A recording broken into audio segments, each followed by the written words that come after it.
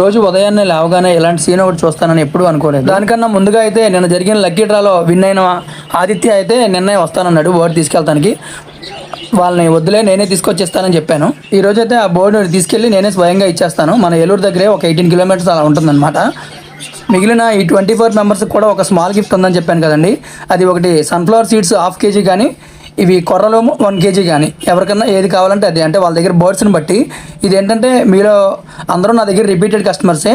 మీరు next order ఇచ్చినప్పుడు అది మీకు కొరియర్ చేస్తాను వాటితో పాటు. ఎందుకంటే వాటికి సపరేట్గా కొరియర్ చేయాలంటే మీకైనా నాకైనా కొంచెం దానికి ఎక్స్పెన్సివ్ అవుతుంది కాబట్టి ఆ 100 రూపీస్ కోసం మళ్ళీ మనం ట్రాన్స్పోర్ట్ ఎక్కువ పెట్టుకోలేం కాబట్టి చెప్తున్నానండి. ఈరోజు ఉదయం అయితే లేవగానే ఎప్పటిలాగే ఈ హ్యామ్స్టర్స్కి కూడా వాటర్ ఫుడ్ మారుద్దామని చెప్పి దాని కేసు దగ్గరికి వెళ్ళాను. చూస్తే ఎంత వెతికినా ఒకటే కనబడుతుంది. ఏమైందో నాకేమైతే అర్థం కాలేదు. అసలు ఒక 2 hours పాటు ఇల్లంతా వెతికినా ఎక్కడైతే కనిపించలేదు అది.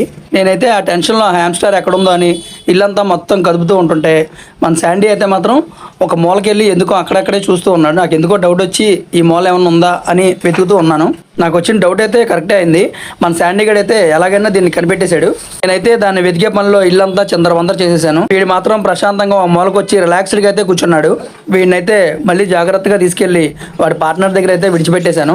చాలాసేపటి తర్వాత మళ్ళీ వాడి పార్ట్నర్ వాడి దగ్గరికి వచ్చేప్పటికి ఇది మళ్ళీ యాక్టివ్ అయిపోయింది. ఇదండి ఈరోజు మన వీడియోలో టాపిక్. మన హ్యామ్స్టర్ అయితే ఈరోజు మాత్రం చాలా టెన్షన్ పెట్టింది. ఇలాంటి మరిన్ని అప్డేట్స్ కోసం అయితే మన ఛానల్ సబ్స్క్రైబ్ చేయండి. వీడియో నచ్చితే ఒక లైక్ చేయండి. Take care, bye bye.